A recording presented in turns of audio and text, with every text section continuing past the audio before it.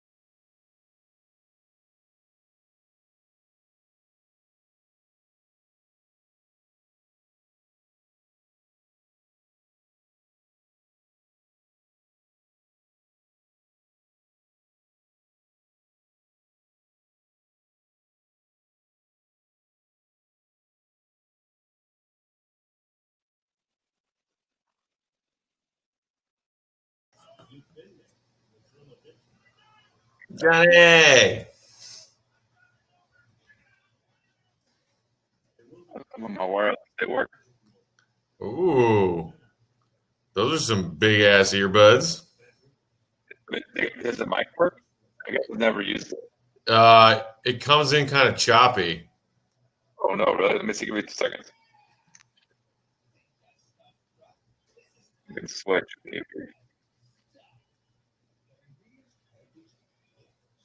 It's still choppy. Yeah.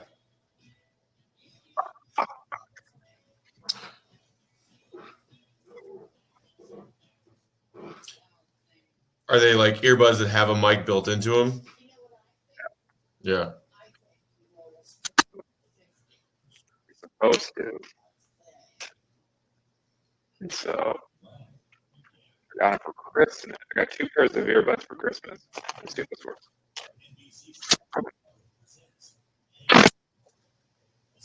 Is that better? Is that better? Keep talking.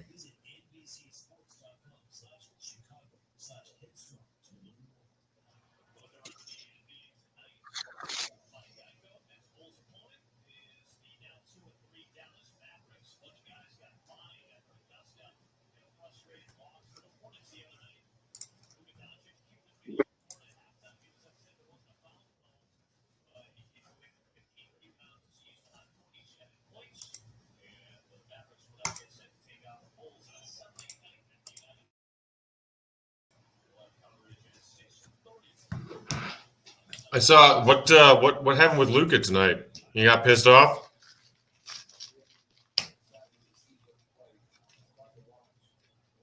Oh no, I can't hear you at all.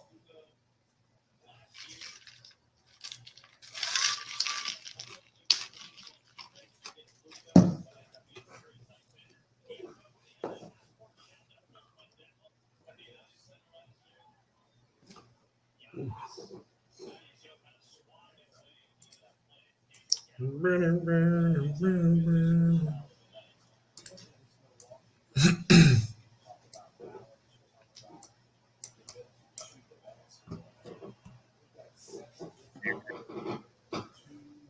you hear me? What's up? Yes, I can. Luca got his shot back a little bit.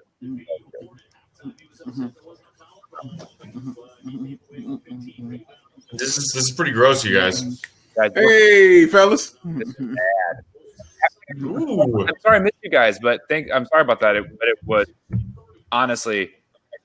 Don't be sorry for hanging out with your Hey, wife John, on New Year's Eve. yes, you never apologize for love, sir. What are you doing? No joke. She was real like, you didn't have to do that. And she got home right when the fourth quarter would have started, and I cooked dinner, and it was like there was like a window of the only time to hang out would have been the time of us doing this. It was that 4:00 start, which really fucked at me. Like, so anyway, I appreciate you guys being cool, and I'm sorry about that. I just had to. Ooh, stop it. I'm glad I didn't do it. Is what I'm saying. Like, it was good to have that night. Yeah. So why? But they won. But we were watching most of it. I mean, it was definitely on the background muted. Yeah, it was a fun game to watch. Dave and I were actually like engaged. It was fun. And we were talking about how we just never really got that for 2 whole years. Well, I guess, not quite 2 full seasons, but glimpses. Like, like you have been blessed enough to have a team in Dallas that like you are invested in their nightly performances because they matter. Yeah, I came to the conclusion that for the Sunday game, I care more about the Dallas players than the Bulls players. So I'm like wait. I like how you came to the conclusion because we came to that conclusion a while ago. But I'm rooting for both teams' success. It's just that I don't think these players will be around. Fair. And so it's like, but for some reason I was like, why isn't it even close? And I was like, oh, because I don't think Kobe's going to be here. I don't think. I think this is all. This is in flux. Whereas with the Mavs, don't have a trade to make. Yeah. Carlos says, Sabine, how nice of you to show up. I know. Honestly, fair for what they're paying us. True.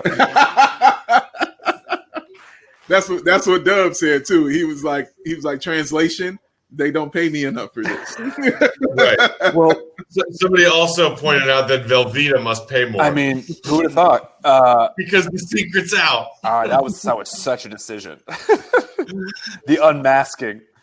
Did you do it at a Boys and Girls Club of America? I wanted to take my talents to fake cheese. I can't believe they still let me keep using the trust the processed hashtag. I cannot believe trust the processed hasn't been. I think that's the greatest thing, and I didn't think of it. So someone gave me that. Oh my god! And I think it's so funny.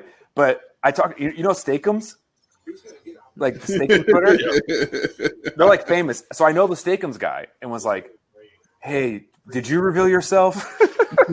And he was like, "We tried to keep it a secret, and then it got too annoying." And I said, "Okay, cool." You know why Steakums bothers me is because they didn't pay the black community for that name.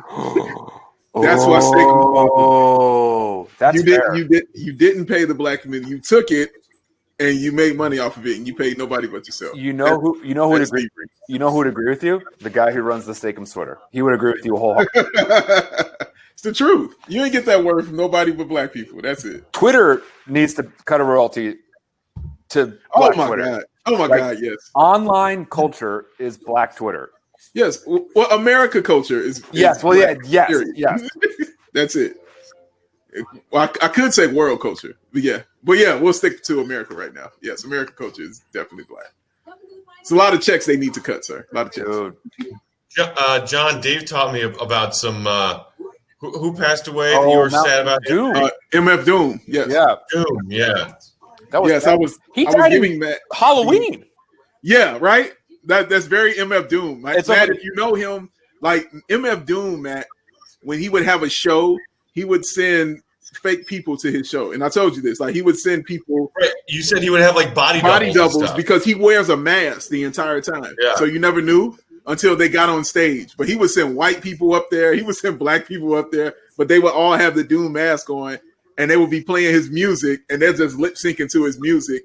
And the crowd, sometimes the crowd would boo. Like it's real. He had a real infamous show here in Chicago, and he didn't show up. And I mean, the crowd was not happy, and they went insane, and they lost their minds. I didn't go to the show because I knew that he wasn't going to show up. I knew it because I listened to his music. I was like, "There's no way he's showing up. It's impossible." So, but man, it was an infamous show. Like people went insane. They lost their mind, and we hate him. Oh, we can't stand him. And then, the next day they were like, "Oh no, we love him. He's great." I mean, if people paid for tickets expecting to see, an artist that they really enjoy, and then they didn't show, I understand. It's like NBA stars resting. No. Like you fork over big money to get tickets to a game, and it's like, oh, sorry, LeBron's not playing tonight. You know what it is, Matt? It's paying money to go see Andy Kaufman and being surprised he went Andy Kaufman on you. Thank you. You know what I'm saying? Like that's Andy Kaufman. You know what he's about to do. Like, of course he's going to read The Great Gatsby. My dad saw that show. My dad went to an Andy Kaufman show and was mad that he read The Great Gatsby in San Francisco. Yeah. That he also then follows up with, but what did I expect? Like, I knew who he was. Right. Like that's what he is. You can't be shocked and surprised. Of course he's gonna charter school buses and take people out for milk and cookies afterward. Like that's Andy Kaufman. Like you know what I mean? Of course that's gonna happen, man. How did he die? I think he had a liver issue or a kidney issue. I can't remember which one, but he had a liver or kidney issue. It's crazy that his wife, right? Didn't release this information for months, and he passed away in October. I love Halloween. Yeah, Halloween. It's who he is, man. Like that's Doom. That's the villain. That's what he does. Like the mystique, the aura, is why he was so large. Like he doesn't have gold albums. He doesn't have that, but he has all the respect of an entire culture in a community, and that says a whole lot. Just about him. Period. Performance art. Do you think his plan was to keep it under wraps a lot longer, and then it just got like, hey, love of my life. Don't tell anyone when I'm dead, and let's see how long we can keep this going. It felt like the plan was December 31st. Like it felt like the plan was, right on New Year's Eve, let people know what's going on. Because if you transition on Halloween, I mean, that's crazy in itself. So yeah, to let people know the year before you're going into 2021, after how trash 2020 was, and let people know that going in, like it's him. Like it's definitely him. And honestly, and I'm gonna be real with you, I still only believe 97% of it. Like 3% of me. 3% of me still thinks that this is a Kaufman thing. Like, it still thinks that it's a joke. Like, for real. Right. And you know why? And maybe it's because of the culture nowadays. Like, I never saw TMZ report it. I was like, yo, I didn't see TMZ say anything. I've seen Fox News, Newsweek, USA Today, all these people. TMZ is first on all of this stuff. And I haven't heard them say so much word. So that they told Twitter before Kobe's family found out. Man, yes. TMZ can go fuck itself. Right. Yes. There's laws against that now, too. That's crazy. Mm-hmm. Yeah. Mm-hmm. California passed new laws because of that exact instance that morning.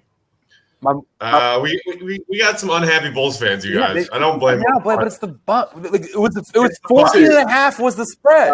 Yeah, for real. Wait, what? 14.5 was the spread. I looked it up. Wow. I was thinking like 9.5, and I looked it up. I was like 14.5. I was like, Vegas knows. They know. Yeah. Yeah, beating the pitiful Wizards twice. What I don't want to hear from Bulls fans is like, ooh, but Hutch was out. But Lowry was out. Lowry was out. We got Lowry, but like I just need us to realize where we're at. I just need Bulls fans as a whole to be okay with the fact that like where we are. Like, I think if we have Lowry, Sato, and Hutch, that we lose by 20 instead of 30. Like, yeah, that would be my. Thank you. Yes, I was partly excited to see this game as a measuring stick after, like, okay, we got our ass handed to us twice. We lost a close game we should have won and kind of got screwed out in the final minutes. And then we beat a bad team twice in a row. Taking those first four, those first five, can you then say measurable growth against a real opponent? Yes. But I was expecting this, fade back to earth tonight because, on top of that, the Bulls are playing the second night of a back-to-back after having to travel from Washington, D.C. to Milwaukee. Crazy. And Milwaukee is coming off of an off day. Back-to-back road game. That, like, never happens. Yeah.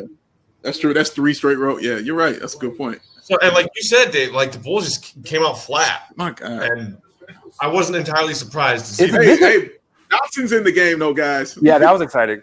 Chicago Bulls. But this is a scheduled loss, which is like we get that, but it's the losing by 30 never be. You know what I mean? You still want to like be a team that competes.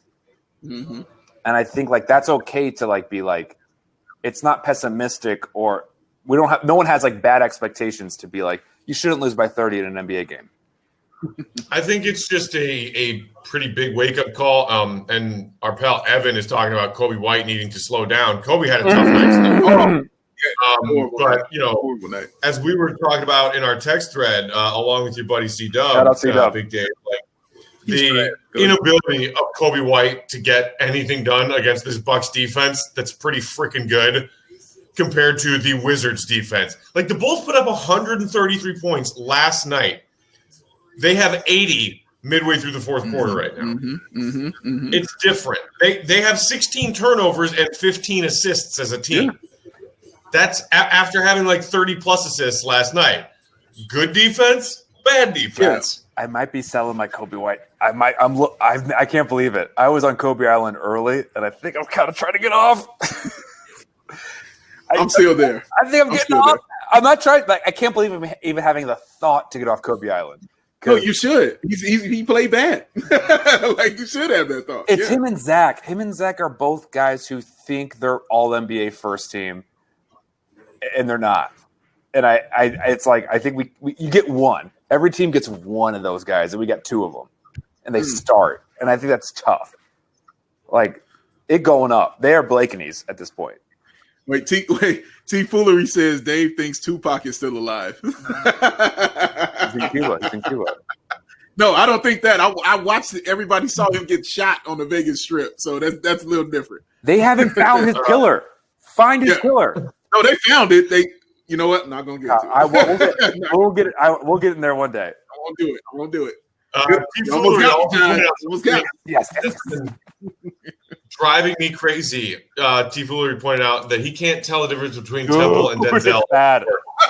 Yo. I like identical. Every time they do it, I check my white privilege every single time. Every time, I'm always like, I don't know I'm always like, I have so much guilt. They look so much alike, but I don't know if I can feel that way. I feel such guilt, but they look so much alike, right? They do. Until he said that. It didn't even cross my mind, honestly, until he said that right now. Valentine's got a little bit of a longer fro rocking right now, but other than that, wide shot. Wait, have we talked about Bobby Porter's revenge game?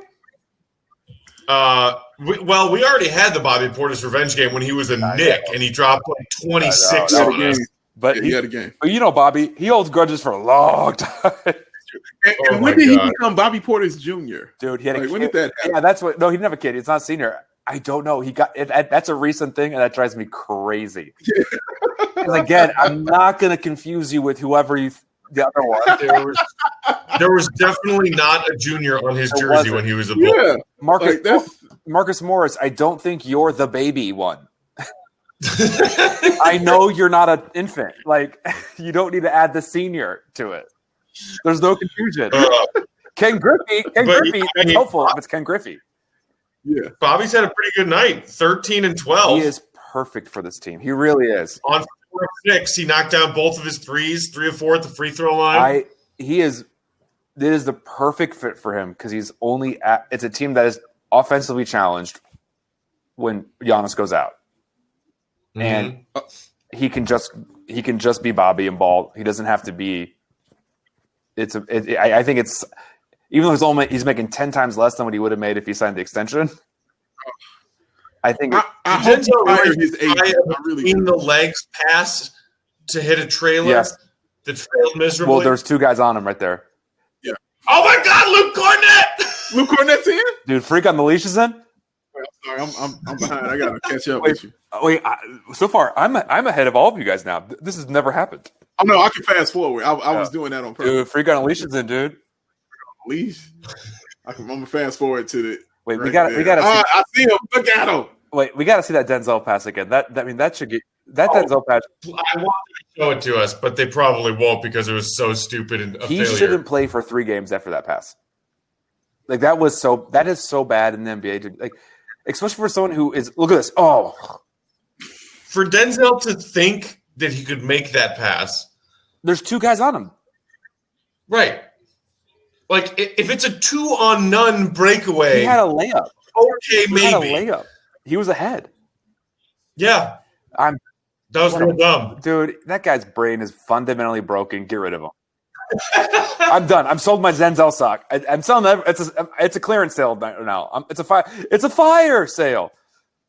Is that biased?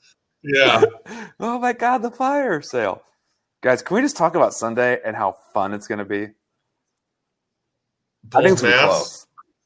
I'm going to just be in a shit mood because I will have just finished watching the Bears get their asses handed to them by the Packers and eliminated from the playoffs. Football is communism. Basketball is social. It's democratic socialist. To give up on football. Baseball is like the caste system. But it's going to be a close game on Sunday. It's going to be a weird game. Wait, you said you came on saying Luka found his shot tonight, right? I mean, he hit a shot. I mean, Luka was truly 2 of 20 for the whole season. But what did he do tonight? How was it? He had 24, 13, and 7. How was he from 3? Hit 3 of 9. 3 of 9? Okay. But in the post game, the first thing he said was when they got interviewed was like, I was so happy when I hit that 3. I could not stop smiling. Dude, he is struggling. They got trounced by the Hornets, but since no one was in the arena, he went right out after and shot for like 2 hours, and it was like, yeah, he struck. I mean, and I don't know what. Oh, is Felicio coming in? Oh my God! The game is over. The game is over. We got a white flag. What can you talk about this game? This is going to be 8. He still has his equestrian riding horse chin strap beard, dude. Because that's as far as his mirror goes. This is going to be an 8-minute post game, right, guys? I'm sorry, we're about to put Cornette and Felicio on the court at the same time. Fade for Cade, baby. # fade for Cade. Fade for Cade, guys. I'll be right back. Well, Pack, this will be an 8-minute post game. What can we talk about? The Bulls' inability to score against a above-average NBA defense. Dare I say elite? They're a good defense. Yeah, and you missed some pretty rousing Wendell versus Gafford conversation last night. Can we stop comparing whose C student is better at school? I'm done. I'm done with the Wendell. I'm a Dan stan. You know where I stand. I'm not a Wendella. Yes. I'm a Dan stan. # Dan stans. But people, Wendell fans are like you're like they take it personally, just saying like he's small for his size for his position. Yeah. And people are like, that is so rude, and you're like, it's true. Right, guys. We need to stop. It's a thing. Here's the thing. I would trade either one of them for a good center. How about that? Yeah, sure. Would love to. Why are we dividing lines between this? I love when Big Dave gets excited about Gafford when Gafford has a crazy Gafford game. And he was very excited last night, and I did not want to rob him of any of that joy. But it's like, yeah, he's a player who Donovan described it as someone who still, has a lot of work to do to round out his game. He does one thing on each end. He blocks shots, and then he sets screens and rolls for lobs. And between that and crashing the boards, he can have nights like he had last night. It's very simplified where it's like Wendell, it's like trying to do a bunch of different stuff, and he's not quite good enough at any of them. That's it. This isn't Wendell slant. And again, this is all – maybe we just need one good thing on each end in order for this fit to work. When you have – defensively challenged guards, and you have Lowry, who's not a physical, and he's a stretch big. Right. This is what I don't understand. It's like we're not saying Wendell's bad at basketball. We're just saying maybe on this because the team's configured, you need a physical big who does lobs and rebounds and rim protection. That's it. Or maybe we don't, but let's at least see it. Because what are we holding on to here? I think we might at some point. Because what is this season about if not experimentation and evaluation? Yes, and it's also experiment of Billy Donovan. Will, wow! Did you see that? I'm about to. A little crossover and one-handed bank shot from Pat Will. I need him to have a breakout game soon. Oh, here we go. Oh, that was a runner off the. Dude, he's gonna be good, man. Beautiful. He is too skilled for being that big of an athlete in that raw. And as a guy, with a huge birthmark, I dig his birthmarks. I have a birthmark that takes up a fifth of my body. It's huge, and I'm with you, buddy. I got you. I'm guessing this is he hasn't had really a standout game except for the first two. I guess we've never really hung out in the summertime, but I just realized that if you have a large birthmark, I've never seen it.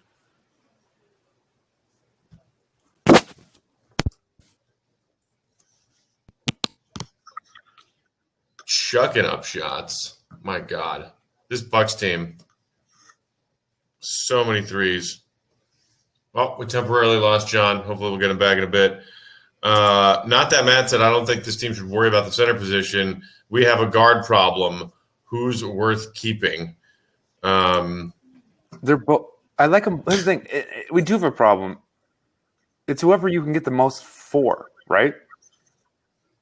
Yeah, I'd be happy with both keeping one of them. I'd be happy with keeping both of them if they worked. Yeah. I just, oh, look at that tall, glorious so nice man. too. He is a very nice guy. So nice. We had a nice chat with him and his fiance. No, wife. Probably They're no married. wife. They're married. They were already married? We're Instagram friends. He follows me on Instagram now. Got the follow. Oh, yeah. What was that one random thing that he posted? And you were like, this is the first thing only thing posted he on posted, Instagram. right, was like a bagel shop in like Philly. And he was like, good to be back home or something. And it wasn't even like a good picture. It was like he was walking and like only had one picture in a second to take a picture. And I was like, why'd you post this? Like nothing. I was like, yeah. You could have just had that moment in your brain. Right. He wanted everyone else to see. Oh God! Wow, he just got pickpocketed. Oh wow! Oh my! Patrick. Wow, this is some trash garbage time basketball. That block and steal. That's pretty amazing. C-Dub said, "I wonder if Donovan will tell P-Dub to be more aggressive on offense." He has kind of taken a back seat to some of his teammates in the starting five, but like that's the thing. Pat Will's starting. He's not getting as many minutes as the other starters, which I think is okay for now. Like, he's got 21 minutes tonight, Otto 22, Wendell 25, Kobe 29, Zach 27. Some bench guys even have more minutes than Pat Will tonight, and that was the case last night too. But it's not like this first unit is conquering worlds. Like, the way that the Bulls beat the Wizards in both of those games is that the starting unit was – played even or even had a hole, and the bench of veterans dug them out of that hole and put them in a position to win. And I don't think he'll be aggressive because look who he's started with. People who just chuck. Offense is not the problem with our starting lineup in terms of being aggressive from the offensive end. There's only so many shots. And you have Zach and Kobe. Right. And man, Dotson, Makoka, Felicio, Cornette, and Pat Williams. That is a lineup. This is the 5th game of the season. Usually you expect to see this in March. Yeah. But, it's the white flag, a blowout in the fourth quarter. These guys got to play again on Sunday. God, that's a tough schedule. God dang it. And this is their third game in 4 nights. Is it in Chicago, though, at least? I think believe it is so. Let me double check. Yes, it is in Chicago. And then they go on that big road trip where they go Blazers, Kings, Lakers, Clippers. That's 0-4. Yeah. Halliburton has made the Kings unfun to play against in a way that's infuriating. He is in the mix. He is defensively, he is a problem. Yeah. He's good. I certainly had him on my board for people that could help. I told you he's my pick, guy. I told you. Oh, he was my Rui of 2 years.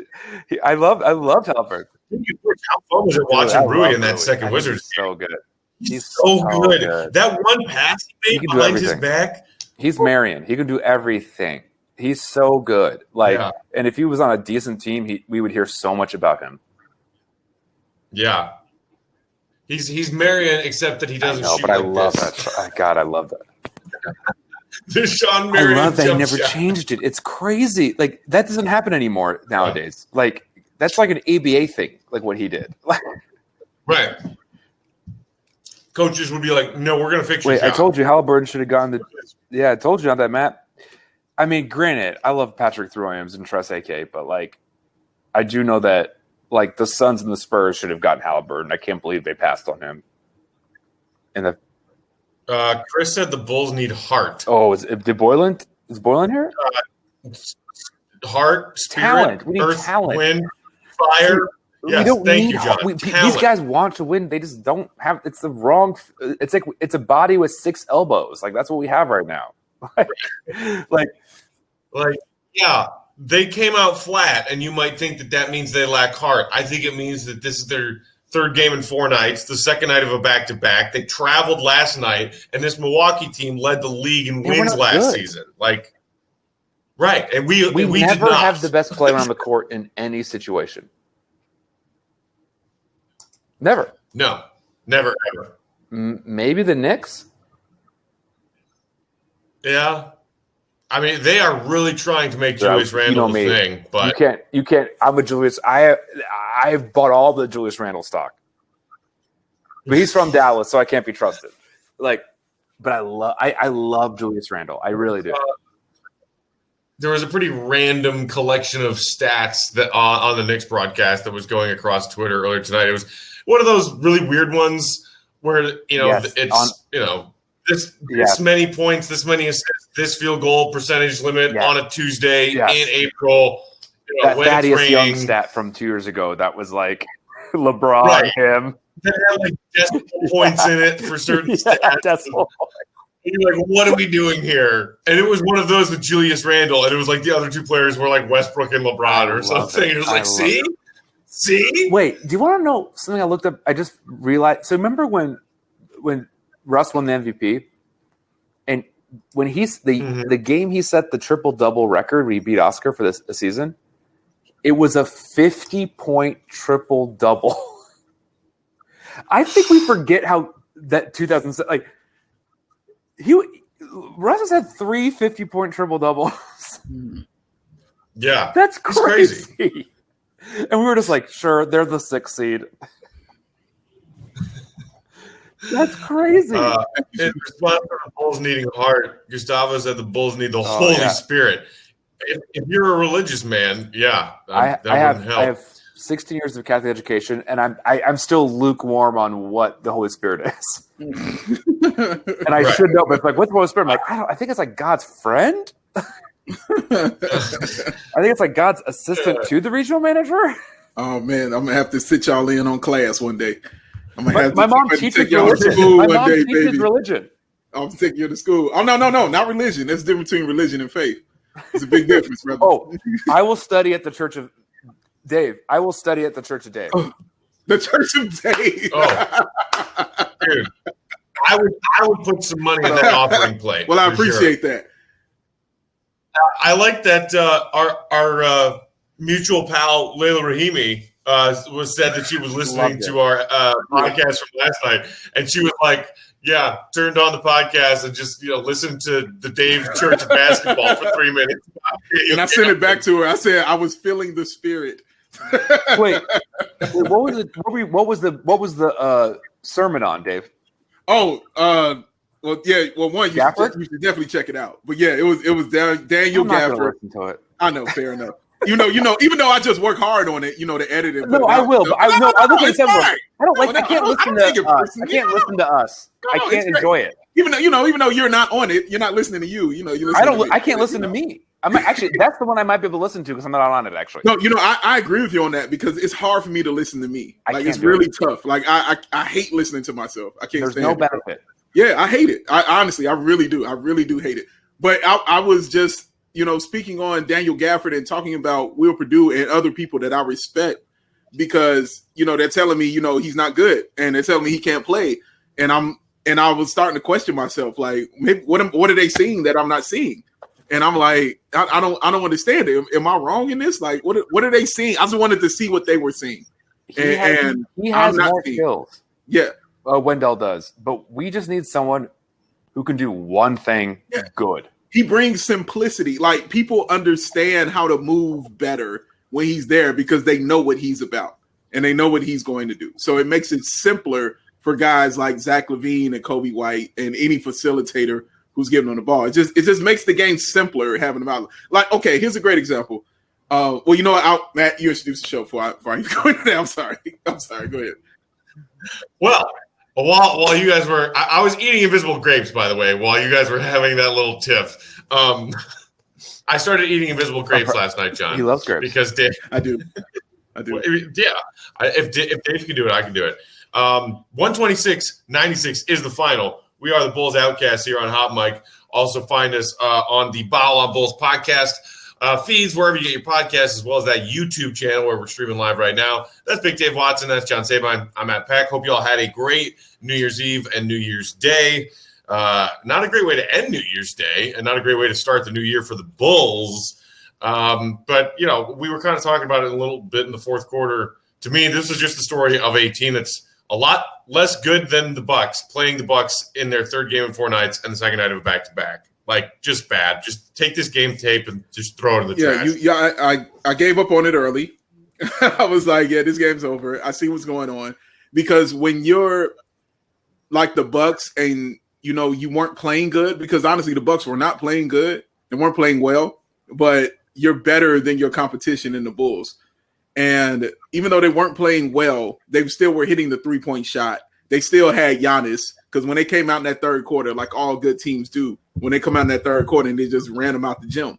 And Giannis said, "Oh yeah, I'm better than everybody. I got 2 MVP trophies. I'm better. I'm bigger than Patrick Williams." You saw the play where he put Patrick Williams on his behind, just when he boxed into him. Like, you saw those things happen. He's so good. He's so good. Yeah, I had no issue with it, honestly. Like, I was completely comfortable because it lets me know these past 3 games let me know we're not the worst team in the East, but we're nowhere near the best team in the East. No. And I'm completely comfortable with that. Me too. And I think this is tough because I just think we just have a weird configuration on this team that's not right. Like, before you were gone, I told Peck, it's like we have like 3 elbows on a body. Like, that's what it feels like. And I don't think all the elbows are fine if they were on different bodies, Yeah. Like, and the Bucks they should beat us, but we also should be competitive. And I think that's where I feel like if people are mad, they're allowed to be mad, because being down 30 regularly is unacceptable in the NBA. You're allowed to lose all the time. You're not allowed to be down by 30 and not competitive. That's where the line is drawn. Like, these are pros. Be a pro. And I think we should have lost. People who are like, that's yes, but also I understand people who are mad.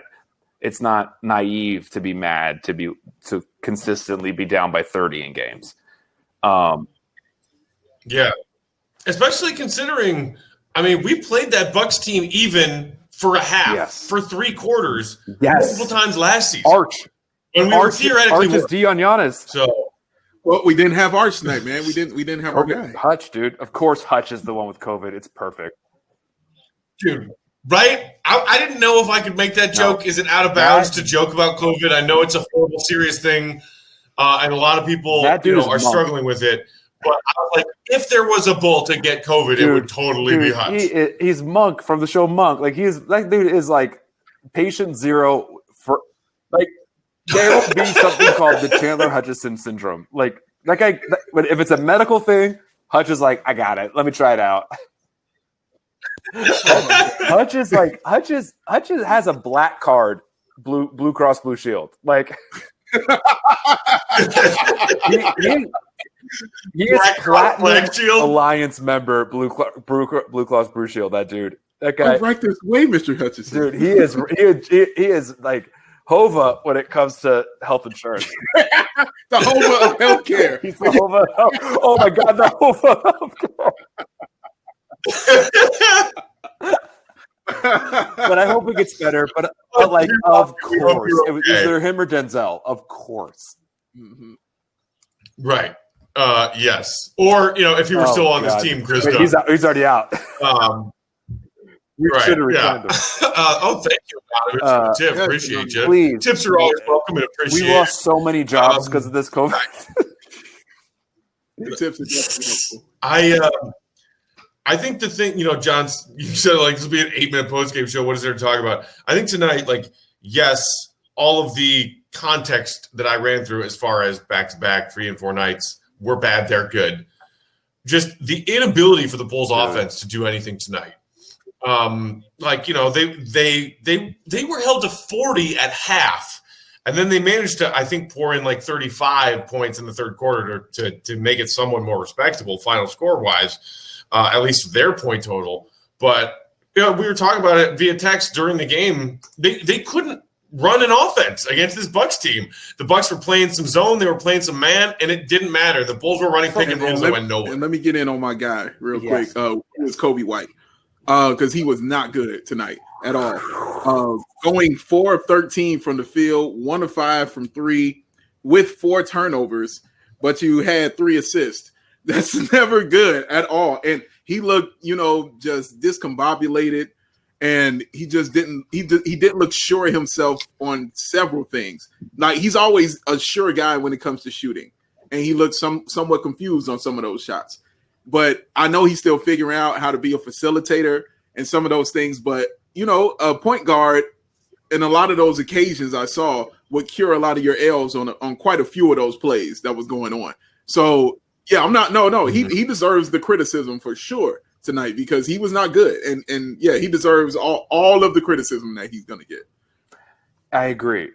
I mean, I love his confidence. I really do. I have a question. So we said we scored 40. We did score 40 points in the first half. So I have a question. Right. I think we are underestimating how weird this season is. Okay. And how the Heat get blown out by the Bucks. The Bucks set the 3-point record with them, and then with us. The Heat played tonight. They scored 31 in the first half. I'm gonna tell you right now, it wasn't because of the Mavs' stellar defense. It's but John, that Mavs defense is just so better than last impenetrable. year. It has to be because nothing could be worse. But they scored 31 and a half. I think it's really of us and people who talk about NBA and people who have opinions about NBA, like people who follow it, are gonna have to really fix how they. I just think it's so. There's been so many blowouts that are weird already. Yeah. I don't know why there's security at the game. I don't know why there's cops and security there. That's weird. As my wife pointed out, she's like, "Why are there cops there?" I was like, "Unions." So we're down 30 and we only scored 40. I do think there's this weird in a normal season we score that's 48 points. You know what I mean? And it doesn't feel. It's not as bad as it looks. Is what I'm saying. In the same way that, because it's a 72-game win season, wins and losses are going to be weighted. There's been so many weird blowouts, the Clippers. There's been 2 50-point halftime margins this season, and it's 10 days old. Right. I do feel we have to take this 40 points. Granted, they're bad. That's not to change our opinion. But I have a question for you. Do you think there's a grain of salt aspect to this?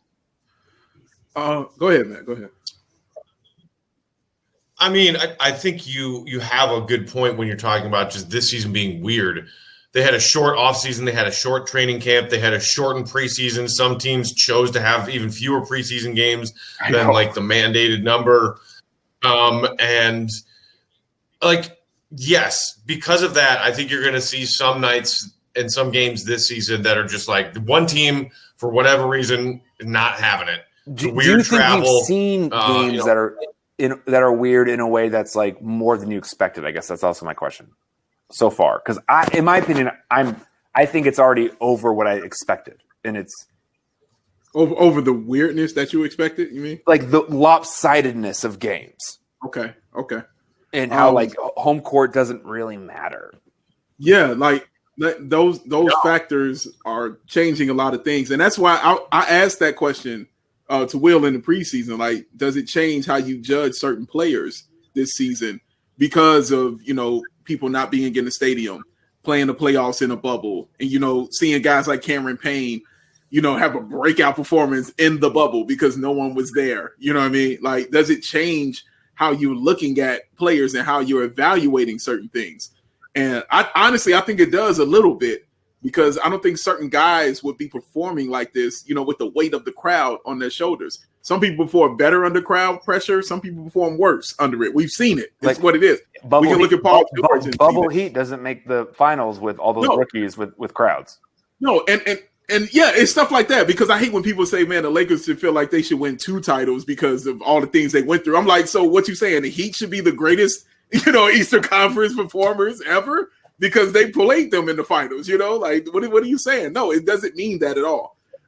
It changes things. The Heat don't beat Milwaukee, if they're playing them straight up and they have home court advantage and stuff like that, they don't beat them like that. Like, it's not a domination. Pfizer.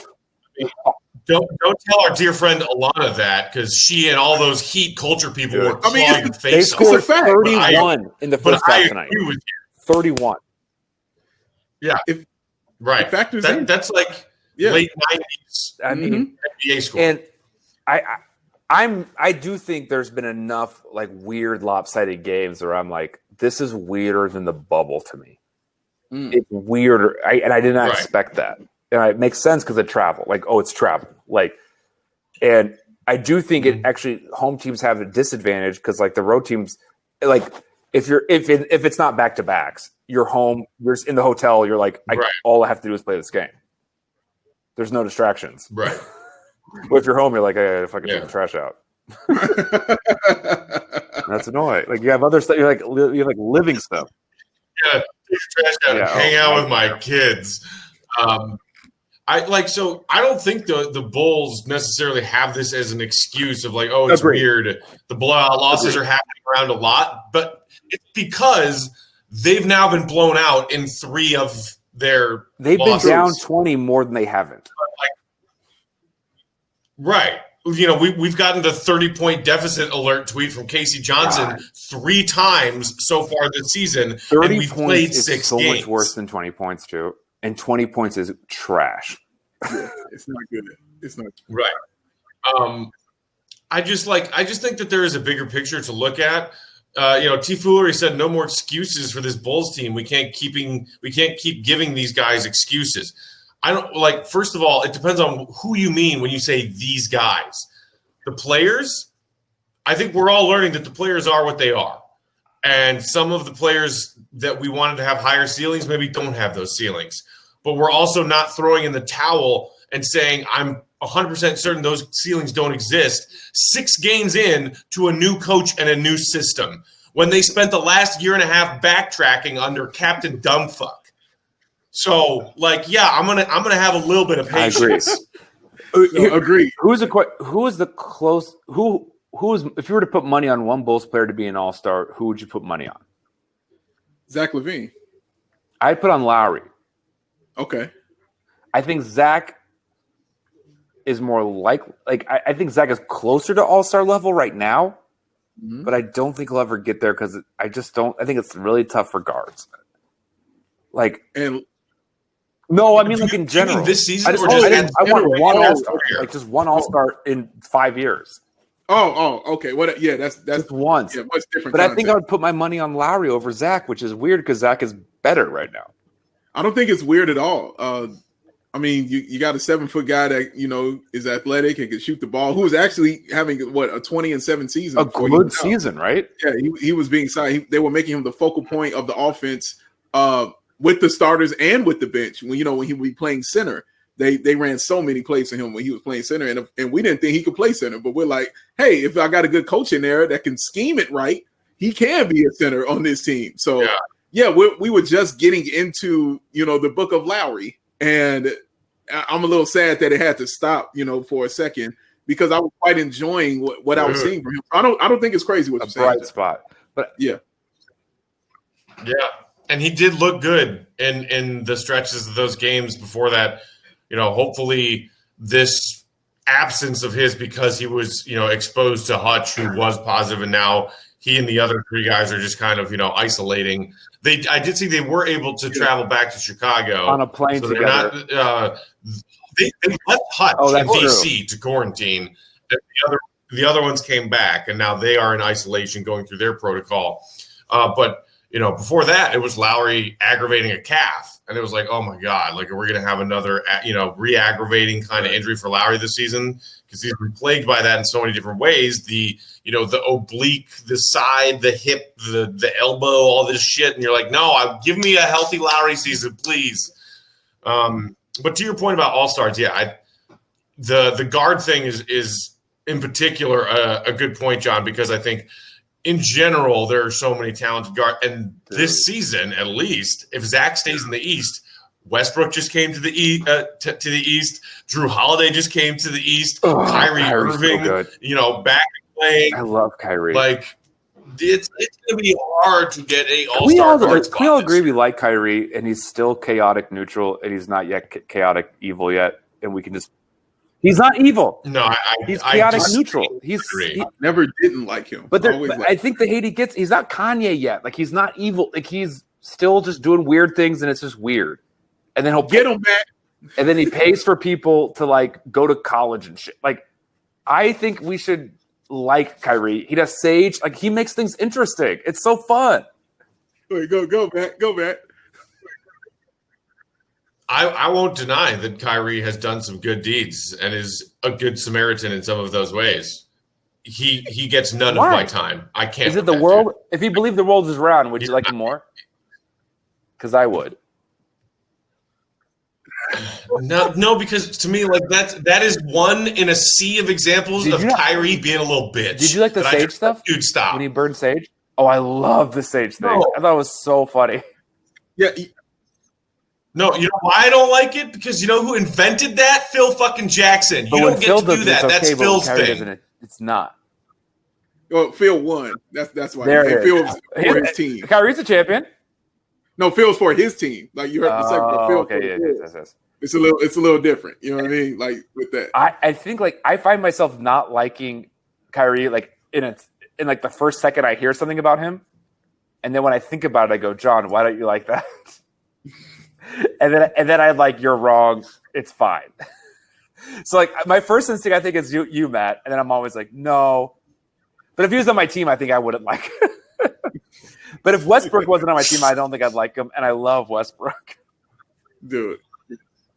Yeah, there are lots of players like that. Yes. You know, Rondo is a great example. Oh my God, Rondo might be the first you team all you love when he's not on your team guy. I love Rondo here. Right. I'm the minority. One of my favorite Bulls of all time, like second favorite Bull of all time, Joakim Noah, is on that list. No, if he's your teammate, you love him. If he plays for your team, you love him. Oh, I thought you meant if Rondo's on your team, you don't like him, and if he's on your team, you like. Kyrie and Westbrook are all time. Like that. I love them. If they're on my team, I probably don't like them. Rondo, I can speak from experience, is also first team, and I thought for sure on the Bulls. For both of your teams. If he's on my team, I hate him. Bulls and Mavs, hate him. If he's on another team, I'm like playoff Rondo, dude, undefeated. Loved it. He was playoff Rondo when he was here. I loved it. It was great. He was playoff. He did not get his playoff money from the Dallas Mavericks. He was so bad. They did not give him his money. That's never happened in the history of the NBA ever. That's never happened. No, John, I've read your think pieces on this. Like, I can't remember that. That's never happened. Like JJ Barea was like, no. Pretty remarkable. Guys, do you have any bright spots that you wanted to point out from tonight's game? Anything you saw, a play, one player who had a decent game?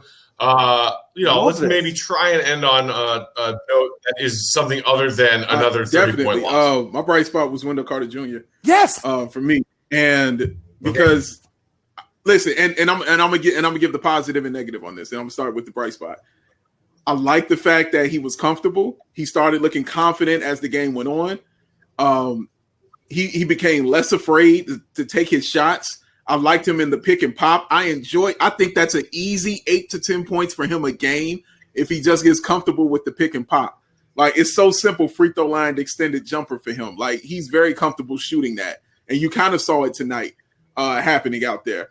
The negative on it was the 3-point shot he passed up that Temple gave it back to him. Like, what are you doing? Shoot the ball. This slow-mo replay of Temple whipping it back at him and yelling at him frustrated me because I'm like, this is what, your third year in the league, and I got to tell you stuff like this. Like, I need you to know that it's okay for you to miss a shot and to make a mistake. And I understand what you went through because of the person who was here previously. Understand, but stepdad is telling you, and obviously he believes a lot in you, because he continues to put you out there, even though I think Daniel Gavin should be out there. He continues to put you out there. And so I want you to be more comfortable in what you're seeing. But he, for me, was that lone bright spot because I saw him make plays where I'm like, yes, that's a basketball play. Yes, thank you for making a basketball play. Thank you for keeping the floor balanced. Thank you for moving on both ends of the court. So I'll give it to Wendell. Yeah, I see your point there as far as like that particular moment in time where, you know, the vet out there on the court with him was telling him, hey, man, no, I'm going to throw this right back at you and you're going to shoot it. That Wendell has some PTSD about his shot, and that last season, anytime he caught the basketball, when he managed to catch the basketball last season, he didn't look at the rim. It looked like he had eyes like dinner plates, and he immediately panicked and was like, what do I do? And what I need to do is get rid of this basketball and not shoot it. And that didn't matter if he was behind the three-point line or like in the paint or at the elbow. Wherever he was on the floor, as soon as he got the ball, he looked away from the basket. And now he had a training camp and a preseason where his new coach is like, hey, Wendell, launch 6 threes in this game if you want to. And he's like, are you sure? Like, this feels like a trap. It feels like a trap. I'm pretty sure it's a trap. And then he went like 1 of 16 in the preseason. So, of course, he's hesitant with those shots. I agree. But he was my bright spot of the whole game.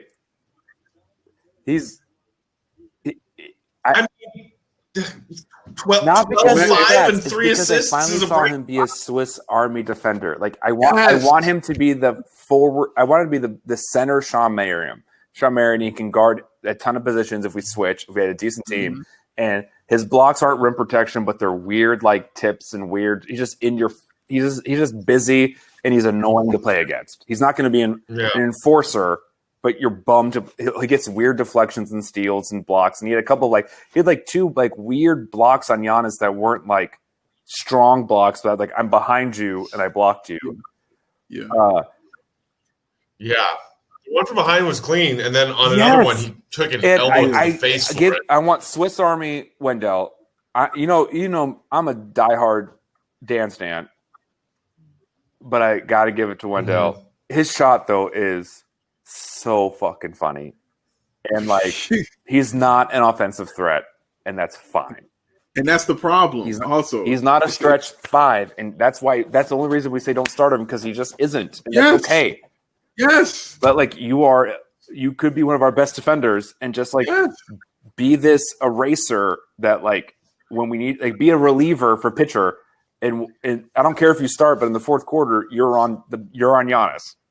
Yeah, there we go. Like, I'm not. It's good. I think, and then God, I don't want to get in this conversation about Gafford, but that's one of the reasons I'm like when he start, because I'm not dependent on Gafford to get me 12 points.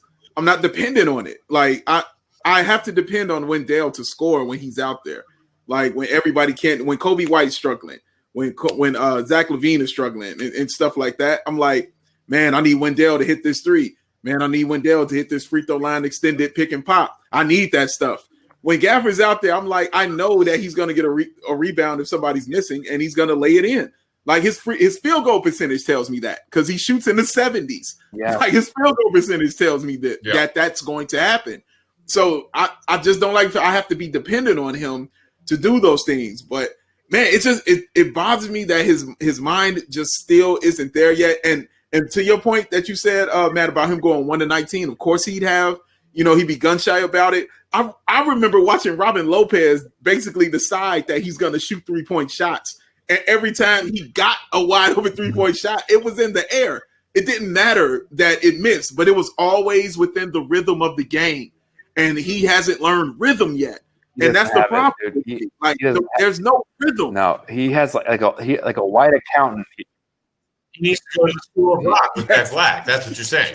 And this is why I think it's like we're asking too much of him, and then when he fails, we're like, dummy.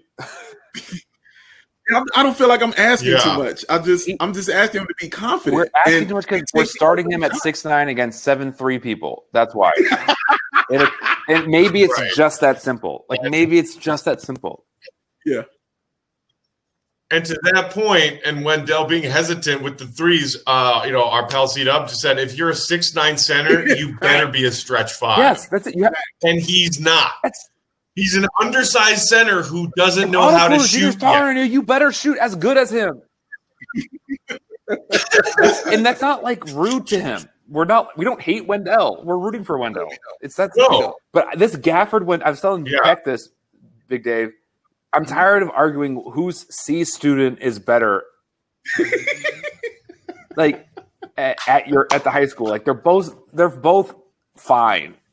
The fact that those two camps, right? It's like, hey, Gafford would get an A in shop. Wendell would get an A in philosophy, and they flunk everything else. But for some reason, we think the shop will lead to a trade school. Like, in philosophy, it's not going to lead anywhere. Yeah. That's all it is. Oh my god, we're thinking of the future. Brilliant. And this is coming from two people with theater degrees. So John and I know what we're talking about. My father was theater and history. Less than proud. He would never admit it, but if he wasn't, then that's on him. Keep in mind, we've known John for a few years, and we still have yet to see him dance. I mean, and I'm a little upset that he hasn't used his degree. I don't want Santa Clara to revoke it because if they saw it. I'm picturing that, like, Republican Party viral Christmas video where everybody got COVID. Let's do an awkward white people cuddle. I was like, this is too funny to be real. You know what I'm waiting on? I'm waiting on the Bee Gees to come out and say something about it. It's what I'm waiting on. We do not condone this. Republicans are just asking for COVID. Please never do that with our music ever again. And then they were like, no, hold up. We want COVID. I gotta hand it to Republicans. Like, they don't quit, man. Like, shout out to Republicans for like being wrong all the time. Give us COVID.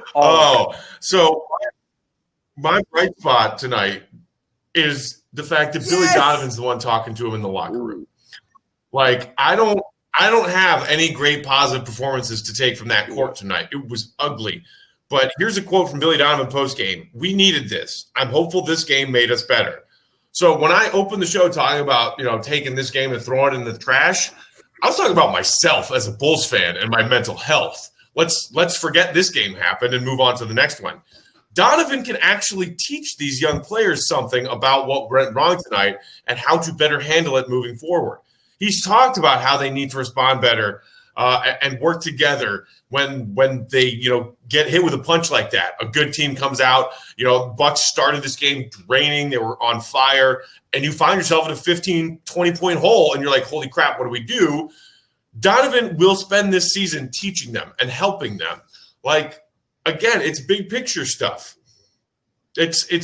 We're 6 games into a season where if you honestly thought this team was going to flip things around because of a front office change and a head coaching change, as well as a few other, extraneous pieces, player development staff, medical staff, what world do you live in? Because it's not reality and it's not Earth. This shit was not going to happen overnight. But I'm glad that there is a adult in the room now.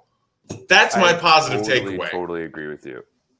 I think he's telling so many stories of coaching, of being an assistant, so many college stories all the time of this reminds me of a game against Pitt. I remember we were down against Wake Forest once, and I truly think he has actual stories he can tell where Jim Boylan was like, I once saw a shiny rock, but turns out it was a spoon. We actually have someone who can tell personal narrative stories of I've been here. I know what this is like. And I think that's nice. And I agree with you. Billy Donovan gets a free pass this whole year for me. I just said that today. He gets a pass on me questioning his decisions and stuff that he wants to do. Because I was like, you know what? He gets a year. He gets a year before I can even lay into him on stuff because everything I've seen has been completely competent. And the year is weird. But everything I've seen, it has been competent. Right. And I'm like, okay, and I know your track record. You know what I mean? I know your resume. So I'm like, okay, I'm going to give you time to grow because nobody on this team is used to being anywhere near the teams that you have coached. Nobody on this team is used to winning. Right. Nobody on this team knows how to not get down after they're down 10. You know what I mean? They're used to losing. They're used to being like, we quit. Daniel Gafford said as much last game when he was speaking in the post-game conference. He was like, in those early games, early in the season, when we got down, we just gave up. That's what we did. He was like, he let you know that's the norm for this team. They don't understand what it is to fight yet. You know what I mean? So they're learning it every day. And the same thing obviously goes for the way you talk about the new front office, Big Dave, when you just say, let these guys cook. You know, you give Donovan a year to experiment and figure some stuff out. Let AK and Eversley, foolery in the thread saying too many useless players taking up roster spots on this Bulls team. Felicio, Cornette, Archie, Denzel. It's like, we agree. You're not wrong. We agree. You're not wrong about that. But for fuck's sake, the guys inherited a mess and not much talent. So when there was a faction of Bulls Twitter that was ready to like chase AK and Eversley out of town because they hadn't fired Jim Boylan yet, I was like, guys, what are we talking about? Are you kidding me? You finally got what you wanted, and let them do their jobs. We didn't make some ridiculous trade on draft night or sign some ridiculous free agent. People are like, oh, these new front office guys suck. They're not changing anything. Yes. Give them a damn year. Yes, Peck. And also, they're down 40. Are they going to – you want to play Zach? Like, right. It's like, what did you expect them to be like calling up the other 29 teams? Like, so we've got Felicio, Cornette, Archie – also, we can maybe throw in Hutch in there. Their lowest value. What are you expecting them to trade trash for money? For trash for not trash? That's not how that works. 21 minutes all last season. Wow. Do you think people were going to trade? I'm guessing. But, like, he did not play. And then he missed the whole last season. Like, we had everyone at their lowest. And free agency doesn't exist. No one gets free agents. I hate to break it to you. It's a myth. Stop acting like free agency exists. It doesn't happen. Two cities get free agents. No one else does. Stop complaining. So what trade can we make when everyone's at their lowest? You want them to not be – you want them to get at least to average. We're down 40. Play Felicio. Mm-hmm. For the love of God, play him. If Gaffer tears his ACL down 40, like what the hell? Hey man, why you got? Come on, let's not say stuff. He has 5 ACLs. He's fine. He's Gaffer. He's perfect. Here's the last positive note we'll wrap on, gentlemen. Patrick Williams postgame on what it was like to guard Giannis for the first time. My chest is on fire from the shoulders he gave me. I mean, you see a potential Giannis stopper in that young kid, 19 years old. Obviously, Giannis got the better of him several times tonight, but it was, lesson 1. Welcome to the NBA. Yeah. There's Giannis. Go guard him. No one is going to do well the first time they're asked to do that. But another relatively quiet night for Pat Will, box score wise, but. Every time I see that kid make a move, like that running one-handed like bank floater that he had tonight, I was like, dude, all the stock in this kid, and I feel really good about it. I agree. And I know that John feels good because we got the Mavs on deck. So yeah, I'm not rooting for the Mavs. John. Yo, I'm going all in on Mavs, and I'm fine with it because we need this win. We're not even 500 yet. This will make us 500. We need it. Yeah, I really hope playoffs are a real we got it. We need it. But I'm so excited for the show. During the match, I was watching. I had Bulls on my phone. I was on the TV today, and then they're both. And it was like on Sunday, the Bulls. I was like, "That's Sunday." I was like in 2 days. I was like so excited. It's like you know what, John? You honestly should come join me and Matt for 5 minutes while we do the Bears-Packers game, just to step in and say what's up, and then you can leave. I'm not gonna behold you to a whole quarter, but you should come say what's up. And hang out and with us while we drink a bunch of eggs and we yell. I wouldn't like it's going to be a bunch of yelling and drinking, and you should just really come in and check it out. How is this different than the Bulls? No, because the yelling there is a little more sad. The yelling for the Bears it's still with a hint of possibility. God, a hint. Who are the Bears playing? The Packers. Oh, that's this game? The Packers. Oh, God. Okay. Oh. Yeah. Season finale. They're already on their way to the playoffs. The Bears need to win to get the last wild card spot. Why the Packers? But they're going to play hard just because it's the Bears too. Yeah, of course they are. But they just lost their left tackle in practice. He's out for the year. He tore his ACL, and so Did you see the Notre Dame Alabama game at all? Why would I watch it? Yeah, I know. Yeah, why would I watch it? I watched it a little bit. My grandfather played like Notre Dame football. It's like I hate it, but anyway, I have to like him. And there was a time in the third quarter, it's like 21-7 or 28-7, and Brian Kelly is like screaming at like the left guard, and I was like, "What are you yelling at him? Like it's Alabama!" Like I was like, "What?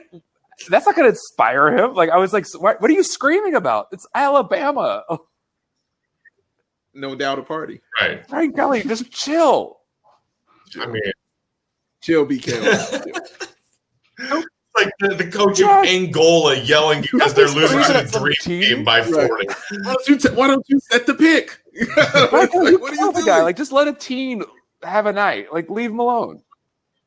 It's Alabama. Come on, man. Alabama.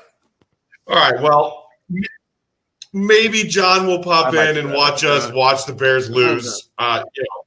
Big Dave, you said a hint of hope. I threw the towel on this Bears season like 6 weeks ago. And I want them to get embarrassed by the Packers one more time, just like they already did this season, so that people finally get fired. We finally get rid of Ted Tucker. But I have to say hint of hope because mathematically that they really do have hope. Like, so they got a chance to get in. That's the only reason I'm saying that, Matt. But I am with you. Me and you are together. We are together.